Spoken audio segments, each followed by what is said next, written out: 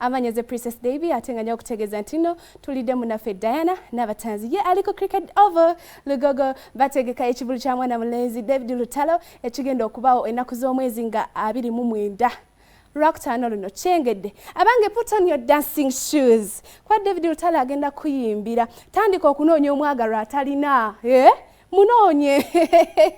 omanyi okubeera nga mugenda kulira akayimba ka David Lutalo okuva kasooka paka ku kasembayo akaliko olunaku olwaleero mukwano gwange njaba mbeere nga ate munange masookawo ngenda kutwalako ewa Diana atubulireko vibe ki eriyo elugogo eyo bane ekyatandise dde okwokya oba tekinnaba ate nawe ayagala okubeera ng'ogendayo mukwano omanyi oyimiridde otya katumufune enkomewo tutandikirewo programu yaffe mu bujjuvu atovaawo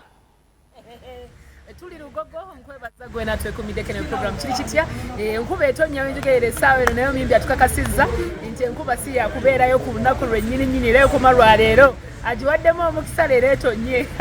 twalina gravity obutujju ku lundi buli obuwedde gravity n'atugamba nti ye enkuba wiiki namba yagigema nga si yakutonya era sho neemala neggwa n'atugamba nti enkuba agenda kugita ku Mande era mu butuufu yatonya Mande kakati Lutalo ye sinnamanya bw'agenda kukikola naye yajja kubanga atwogere tubulira awo lwatugumiza nti enkuba si yakuddamu kutonya kagiwe mu chance etonyemu kano kokka ate emale ekeere naye mbajjukiza nti ennaku z'omwezi 29 tetukyayogera nnaku z'omwezi tugamba nti olwokutaano luno bana tuli Lugogo nnyongera okubayita mwenna okubakoboola mujje mugule tickets bana tickets kweziri ku Papa Sports gendo zifune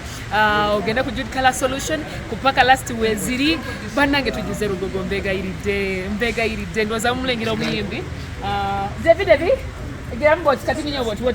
hello ziyo yo muyimbi isaga muyikiriza ali mudde bwe obontegeera kati kiriza sawe nonkuzeyo mu studio nkukwase mwana mwala Debbie ate abongereyo maaso nefe tukyali Lugogo nkube inawe tukwatidde wano ngale tulina buneja kikolera dena nawe tazigema gani kambazeyo mu studio oh my God.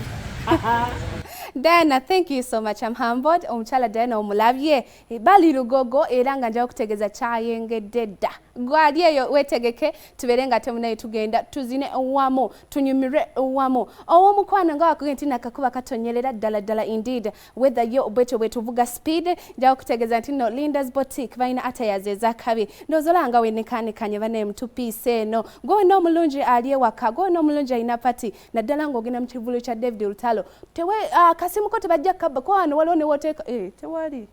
bade manyi waliwo tewali ne anyway tebajja waliwo oteeka essimu tebajja kabba kwegaba buli kimwe ekyo kibeera secure naawe mukwano so genda yagulira 2 piece eno wa Linda's Boutique ate ng'osobola n'omukubirako ku namba ye 0708 12 79 75 0708 12 79 beere nga weefunira ka 2 piece kano akakabi nga tuli mu program kiri kitya onakolero it is a fresh Monday tuyina ate munaye betukuleetedde mu maaso tuyina bangi mu studio naye nga njawo kutegeeza nti no ngenda kusooka nkone muko katono ate wenkomawo nina omugenyi gwenkuleetedde tuula kalira gwena omulungi anyumira program kiri kitya I will be right back. Don't touch your remote.